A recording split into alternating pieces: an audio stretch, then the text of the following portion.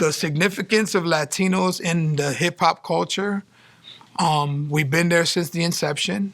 So that's, hip hop is a culture, right? It's a street culture. We grow up in the neighborhoods we grow up in. In the 70s, I grew up in Humboldt Park. My grandparents lived there, but I spent almost all my time there on the weekends. All my friends were there. And our neighborhood was all black and Hispanic. And we had one white family on the block, and there was these twin sisters named Susie and Kathy. I wish I could find them now. They were the only white kids on the block, and they were twins. And they were older than us, and they would take us to the swimming pool. They were so nice, man. They were so nice, man. They took me and all my friends to the pool, but our neighborhood was black and Hispanic, so, that's how New York was. That's how a lot of hoods were. We get treated, I'm not gonna say the same, but we deal with our version of bad shit too. It's never gonna be the same, because some of us are pale as hell and we get away, but that's where the hip hop culture came from. So it's Hispanics and blacks in the street and finding a voice, Charlie Chase, come on, man. DJ, rapper, Wild Style, like, come on, man. Like, that's my idol, man. Like, I saw Wild Style downtown Chicago at a theater, United Artists Theater downtown. Rats used to run under your legs over there. It was such a bad theater by that time. It might have been beautiful before that. And I saw Wild Style by accident because I just used to go to that theater because I was underage and they let me in. They wouldn't check. And we were going downtown. So we'd be on the train and we'd go downtown. And my uncle would go sometimes. Sometimes I'd go with my friends. My uncle taught me how to get around. And after that, I was with my boys and we were on the train.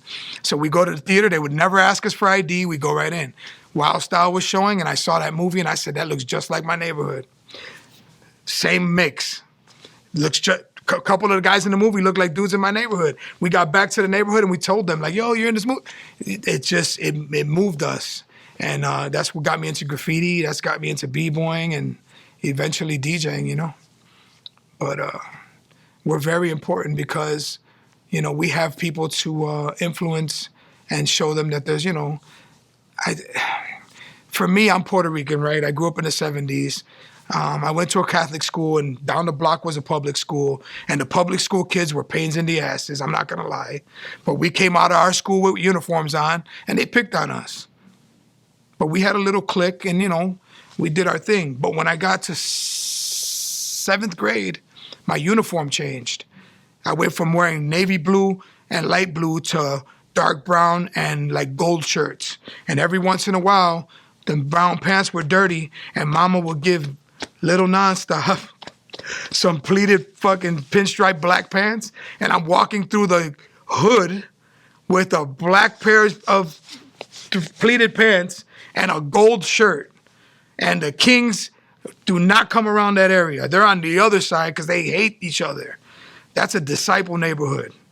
7th grade, myself and any friends that walked home with me, we took a different route home that took us maybe 20 minutes longer just to avoid the gangs in the neighborhood.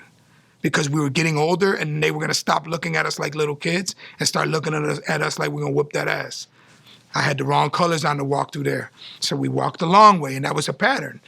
Never bothered me until I thought about it when I got older. Kids shouldn't have to deal with that shit. When I was in 7th grade, I felt like I was a man. I'm looking back now and I'm like, shit, I was a little ass kid. But the streets force you to grow up. So the culture of hip hop is, it's the streets. It's the streets talking. And when you can relate to people in New York, when they're saying things and you're like, damn, it sounds just like my neighborhood, i.e. watching Wild Style look just like my neighborhood. That's our culture, We're speaking from the streets. We're speaking, we're poor, we're rioters, we're oppressed. Like, there's a lot of shit. Those neighborhoods were not what they are now. Those neighborhoods were, easy to live in, but you had to have street smarts to survive. And they didn't give a shit. And the more people you knew, the better off you were. But we've been in hip hop.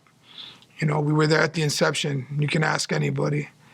And we're from the streets, so we're very important in it. And then being a DJ in it is important because, in Chicago, I was the first Puerto Rican hip hop DJ on radio. Boogie Boy and I, sorry, both of us together. We were the first two Puerto Ricans. So, you know, at that time, it's like, okay, Puerto Ricans. Ralphie Rosario, Puerto Rican, but house. We were hip hop DJs. We've been struggling for a while, just trying to be heard. We just wanted somebody to hear us. And we struggled for a long time, and we made it. And then we had this, you know, we had this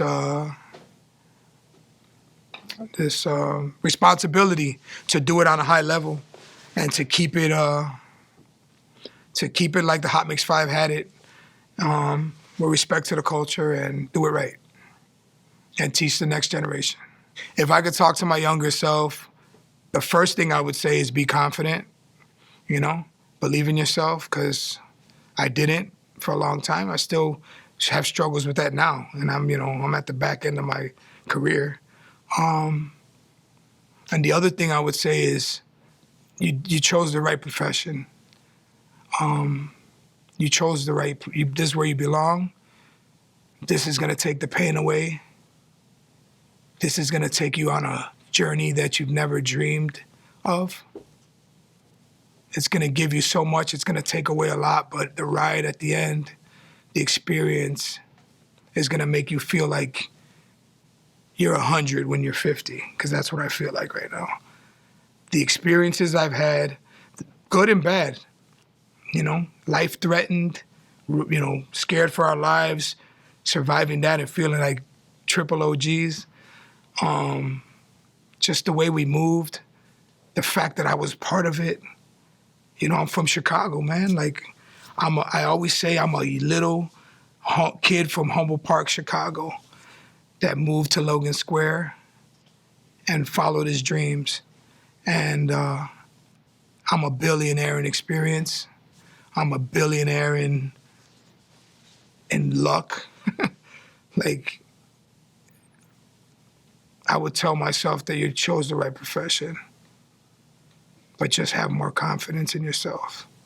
Because it comes, man, it comes. The confidence comes, man. When you're right there and you're in that moment and you're flawless, damn.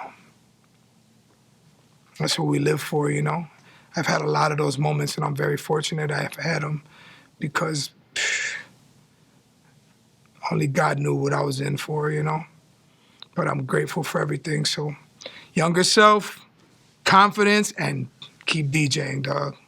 When I was younger, I used to lie a lot, okay? Lie about simple shit, just to feel appreciated, okay? I was a kid that, you know, when your grammar school sells chocolate and you sign people up for chocolate, that the people, you know, you go shop, you know, you talk to people and they pick how much candy they want, and the more you sell, the better you're off, right? They had a 10-speed bike as the gift, as the present, and we were getting pizza parties for every milestone we hit. So my ass started filling out stores in the neighborhood, putting random names and putting how many boxes they wanted. And when the chocolate came, I had nowhere to take them. And my father grounded me for 5 years. And I always wanted to be liked, man, you know, but I was an awkward kid. You know, when short hair was in style, I had big ass hair. When the big ass hair was in style, I looked bald. You know what I mean? It was like, I just struggled. I struggled a lot in my life with being accepted. And I think music and DJing became my strength. It melted the ice for conversations. You know, you meet people and you're DJing, somebody comes up to you to talk to you, automatically your DJing broke the ice because they want to communicate with you. So I think being a DJ helped me socially just as much as it did, you know, for my career or whatever accolades or whatever I've done. I think it was really important for me because I probably would have been a hermit, very awkward, never, you know, I have low self-esteem. I have, you know, I'm a very angry person. Anybody that knows me knows I'm very angry. Or, you know, I'm not angry, but I can get angry very quickly. And, you know, it's all part of what I've gone through. I have a huge heart, man. You know, I don't want to be a liar. I want to be a good man. But some of those lies I told when I was younger came to fruition. So those lies that protected me because I was scared nobody would accept me, pushed me towards my career, which made people accept me. And then I chased dreams because I used to lie about them, and now I have them. Path, necessary, very necessary for me to be who I am. The biggest lessons I've learned from my time being a DJ is that if you do it because you love it, then quality is always gonna be what you crave. The money is just a bonus. If you just wanna make money off of it, then you'll pimp it and you'll half-ass it and you'll make a lot of money. So you have to decide who you wanna be. And you have to live with that. Some people think, I became this DJ and I stopped being a traditional DJ and started talking on the mic and, dancing around and spraying people and being a party DJ and I make hundreds of thousands of dollars a gig. Cool. But none of that is why I got in, you know what I'm saying? The reason I did it was because I loved music and I wanted to create something. All this other shit just happened in the process of that. And I did this dealing with depression my whole life.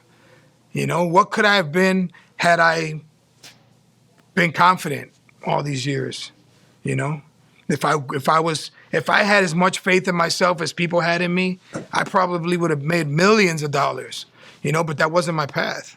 My path was the hard way. My path was to, you're gonna live your dream.